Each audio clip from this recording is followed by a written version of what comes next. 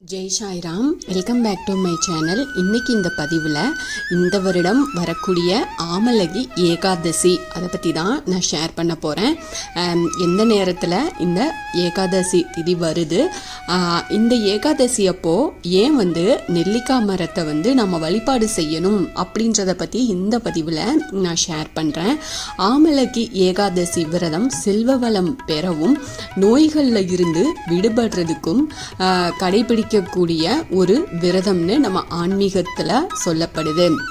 இது மகாவிஷ்ணுவோட மகாலட்சுமி தாயாரையும் வழிபாடு செய்கிறதுக்கு உரிய நாளாக பார்க்கப்படுது. அதனால தான் ஏகாதசிகளில் இது உயர்ந்த பலனை கொடுக்கக்கூடிய ஏகாதசியாக சொல்லப்படுது.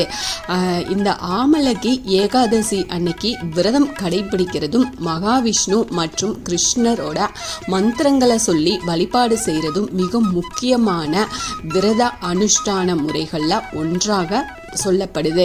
பெருமாளோட நினைவுடனேயே பக்தி செஞ்சு வழிபாடு செய்கிறது ஏகாதசி விரதத்தின் தனி சிறப்பு. இந்த ஏகாதசிகளில் ஆமலகி ஏகாதசி மிகவும் சக்தி வாய்ந்த ஏகாதசியாக பார்க்கப்படுது. அப்படிப்பட்ட ஏகாதசியை பற்றி இந்த பதிவில் நாம் பார்க்கலாம். இந்த பதிவை முழுசாக ஸ்கிப் பண்ணாமல் பாருங்கள், நிச்சயமாக உங்களுக்கு ரொம்ப பயனுள்ள பதிவாக இருக்கும். அதுக்கு முன்னாடி என்னோட சேனலுக்கு தொடர்ந்து சப்போர்ட் பண்ணுங்கள், லைக் பண்ணுங்கள், ஷேர் பண்ணுங்கள், கமெண்ட் பண்ணுங்கள், மறக்காமல் சப்ஸ்கிரைப் பண்ணுங்கள், பெல் ஐக்கானை கிளிக் பண்ணுங்கள். மாதந்தோறும் வளர்ப்பிறை தேய்பிறை அப்படின்னு 2 ஏகாதசிகள் வரும்.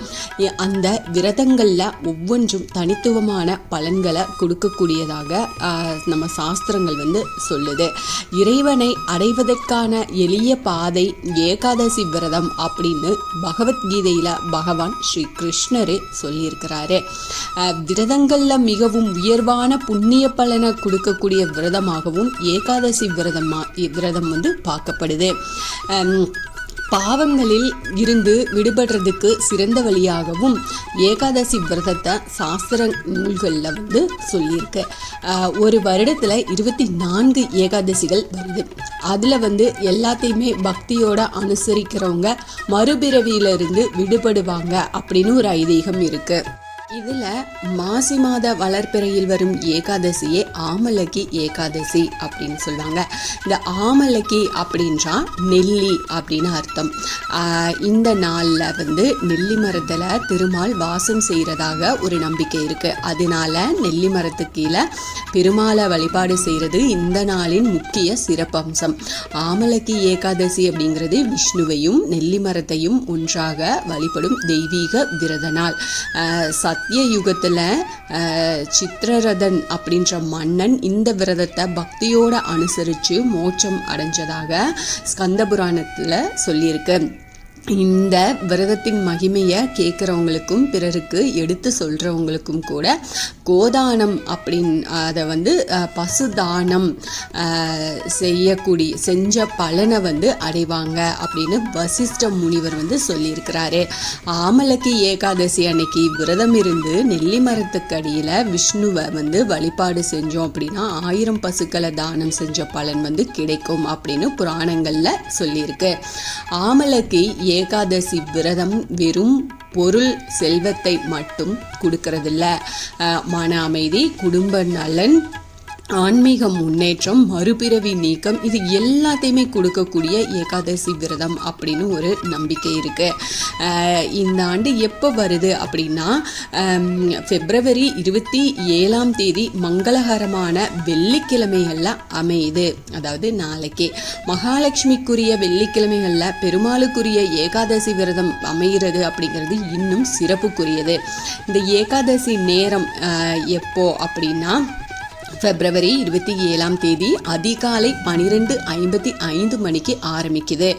இரவு 10:50 மணி வரைக்கும் இந்த ஏகாதசி திதி இருக்கு. விரதம் ஆரம்பிக்கக்கூடிய நேரம் அப்படின்னா February 26 இரவு தசமி திதியிலேயே ஏகாதசி விரதத்தை ஆரம்பிச்சிடணும். பரணை செய்யும் நேரம் என்ன அப்படின்னா February 28 காலை 7 மணி இருந்து 9:19 அதாவது 9:20 மணிக்குள்ள நாம பாரணை செஞ்சுக்கலாம். அதாவது அதிகாலையில் எழுந்து சுத்தமான நீரில் நீராடிட்டு நெல்லி மரத்தடியில் பெருமாளை பிரதிஷ்டை செஞ்சு பூஜை செய்யணும். நாள் முழுவதும் உபவாசம் இருக்கணும். அப்படி இருக்க முடியாதவங்க அரிசியால் சமைச்ச உணவுகளை தவிர்த்துட்டு எளிய உணவுகளை எடுத்துட்டு விரதத்தை கடைபிடிக்கலாம். மகாவிஷ்ணுவுக்கு கண்டிப்பாக நெல்லிக்கனி நைவேத்தியம் நாம் வைக்கணும். விஷ்ணு நாம ஜபம் செய்யணும். நெல்லி மரம் இல்லாவிட்டால் துளசி செடியை வழிபாடு செய்யலாம் அப்படின்னு வசிஷ்டர் சொல்லியிருக்கிறாரு. அன்னைக்கு சொல்ல வேண்டிய மந்திரம் என்ன அப்படின்னா, ஓம் நாராயணாய வித்மகே வாசுதேவாய தீமகி தன்னோ விஷ்ணு பிரசோதயாத். இந்த மந்திரத்தை 108 முறை நீங்கள் சொல்லலாம். மகாவிஷ்ணு அருள் பெறும் இந்த நாளில் பெருமாளுக்கு நெல்லிக்கனி வச்சு பூஜை செய்கிறதுனால மகாலட்சுமி அருள் பரிபூர்ணமாக கிடைக்கும் அப்படின்னு ஒரு நம்பிக்கை இருக்கு. அதனால இந்த நாளை தவற விடாமல் நீங்கள் வழிபாடு செய்யுங்க.